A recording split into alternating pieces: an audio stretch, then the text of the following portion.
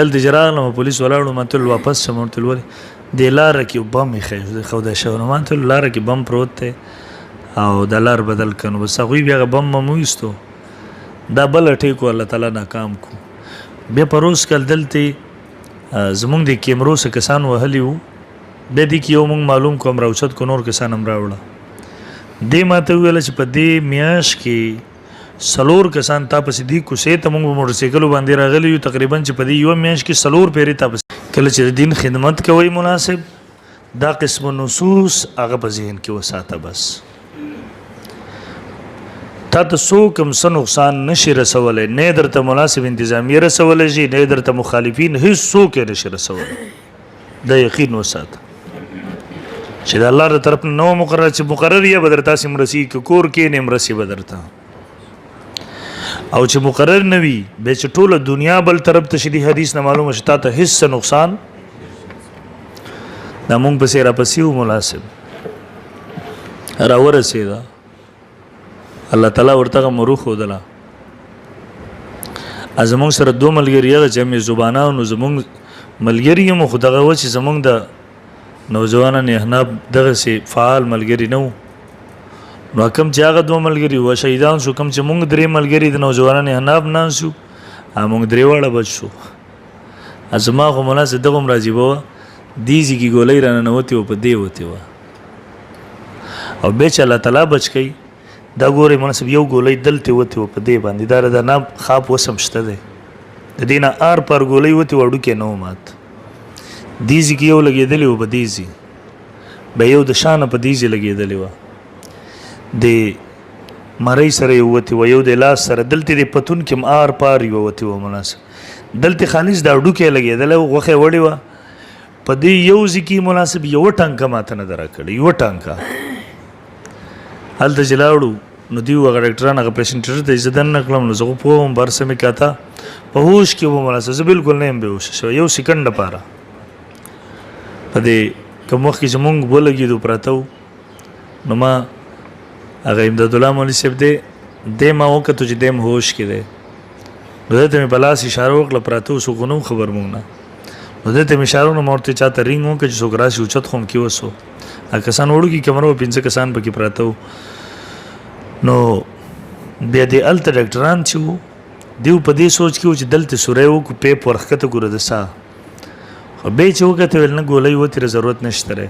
خو دا ډاکټران لګیا وو خپلو کې دهی کاته نو دوی ویله چې ده به د ټول عمر دپاره که بد شي نو د ټول عمر دپاره به د اواز نه وي اواز به ختم وي ما ورسره په دې ګنټه کې دننه دیو سره خبرې شروع کړې دیو پیپونه میپونه راوړه هغه قیسې مې سې راوړې چې وړو بولو دپاره لګېده هغه ته ما اشاره وکړه د لاسونو زما نه خوځېده دواړه لاسونه لګېدلي نو ده ته ما اشاره وکړه ما ورته مه کوه ډېر زور دی وویلی خو ما ورته مه کوه بس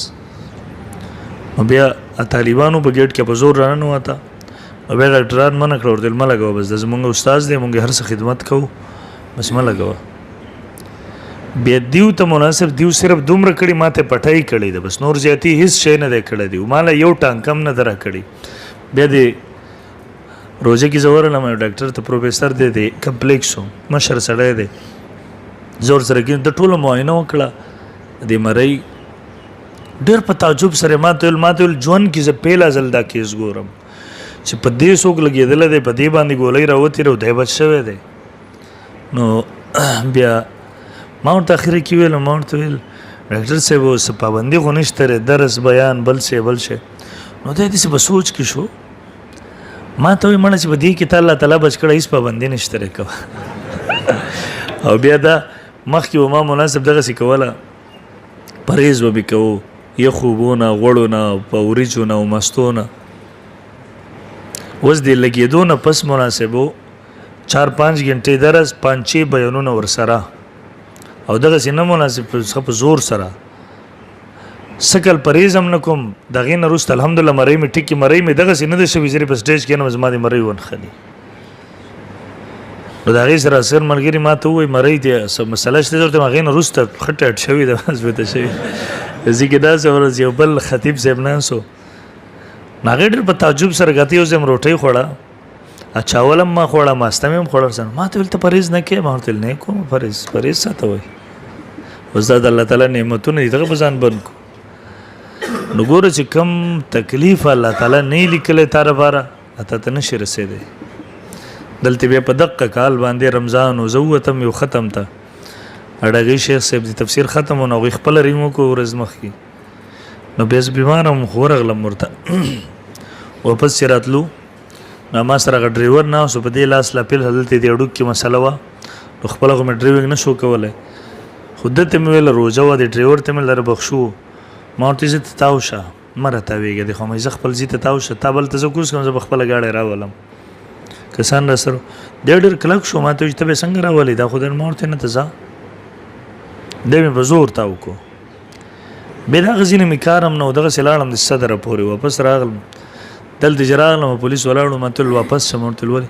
دې لاره کې بم ایښی ښوده شوی نو ما ته ویل لاره کې بم پروت دی او د لار بدل کړو بس هغوی بیا هغه بم مم وایستو دا بله ټیکو الله تعالی ناکام کو بیا په روز کال دلته زمونږ د کیمرو څه کسان وهلي وو بیا دې کې یو مونږ معلوم کوم راوچت کو نور کسان هم راوړه دې ما ته وویله چې په دې میاشت کې 4 کسان تا پسې دې کوڅې ته مونږ په موټرسایکلو باندې راغلي یو تقریبا چې په دې یوه میاشت کې 4 پیرې تا پسې راغلي یو ښه مسلح دي په دې باندې راغلي دي څیزونه بوټ کړي چې اوس مونږ به کوو ګزار ور باندې او مناسب د دې هر څه چې کم تکلیف درته الله تعالی نه دی لیکلی که نه هغه کلم تا ته نشي رسېدی د ژوند او د مرګ مالک هغه الله تعالی دی البته دغه اسباب نو دغه اختیارول مناسب سنت طریقه ده زمونږ بل ملګری و اپسې په بورقه کې راغی او کلاشنکوپ یې پرې راوویستو په سر یې ورله کېښودو څوک هم نشته دی او دغه کلاشنکوپ کار پرېښودو په هغه ماشي زور کې ټک ټک ټک شی کار نه کوي د سره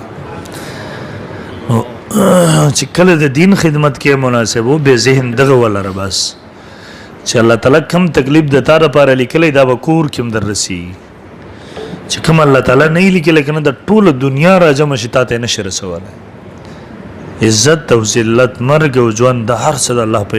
د دومره ایتونه تېرو زمونږ خو ایمان دی دا که نه نو مناسب بې چا پروا مه کوه بې چا نه یېرېږه مه حق په باب کې استدلال د حدیث نه معلومه شوه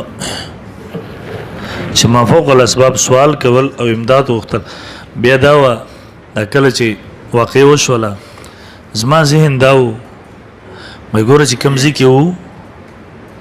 مې زبانان مونږ سره ولګېده دواړه شهیدان شو ما وی اوس خو به دغسې شي دی بیمارۍ وخت کې ما سوچ کوو ما اوس به څوک هم مونږ ته ځای راکولو ته نه وي تیار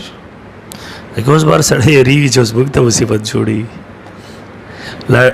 هغه بیمارۍ نه لا ښه شوي هم نه وو چې دې دوران کې د خپل ملګري به تله راتله د ټولو هر یو ما ته ویل زمونږ ما په خپل ځای کې تا لپاره دفتر جوړ کړو چې کله راځي هم په دې کې به نو هغه خلکو نور هم شوق را زیات شو ختم نه شو هغې سره کم نه شو زیات شو الحمدلله دلته هغه یو سپین ږیری شهید شوی و د غرونه راله سترو کې اوښکې راتلې ما ته ویل دغسې مرګ خو مونږ د خدای نه غواړو او بیا چې دا کومې هغه دغه 2 شهیدانو د هغوی نه یې کپړې دغه کړي بیا خو هغه د تفتیش دپاره د CDD والا وړی زمونږ نه یې کپړې مپړې کټ کړې هلته واسکټ و هغه یې کټ کو دلته سید جان امیر صاحب پېژنئ دلته راځي تاسو ته کله خیر خدمت ته راځي زورور تکړه سړی دی د هغه په کور کې دا کپړې هر سره 4 ورځو پورې پرتې وې بیا خو هغوی نه خو هغه نور وې وړې د هغوی نه خو بیا هغه نور وې وړې CDD والا هغه دلته اوس هم راځي تپوس ته کله وکئ هغوی د 4 ورځو پورې زمونږ په ټول کور کې هغوی کور والا ته پته و بار خو چاته نه و پته هغوی د 4 ورځو پورې زمونږ کور کې ول دومره یو قدرتي خوشبويي وه چې د سره مونږ دغه خوشبويي نه وه کتل هغوی چا کپړې ویوړې بس بیا خوشبويي ختمه شوله د کومه کمره کې چې و مناسب دی کې د حادثه وشوه دی بیا تاله ووهله نو اوس هم هغه خلک ورباندې ګواهان دي چې څوک ورسره و 3 ورځې بعد ورته دغه CDD والا راغله پولیس ورته راغله دیو کول نو دیو ما ته ویل ته منځ کې خو د دسترخوان پروت و پرې روټۍ پرته وه نو دیو ما ته ویل چې دا روټۍ چې وه دې چڼېسي کړې وه دا وچه شوې وه او دا وینه چې کومه پرته وه وینه ټول په ټوله دا مکمل تازه پرته وه نو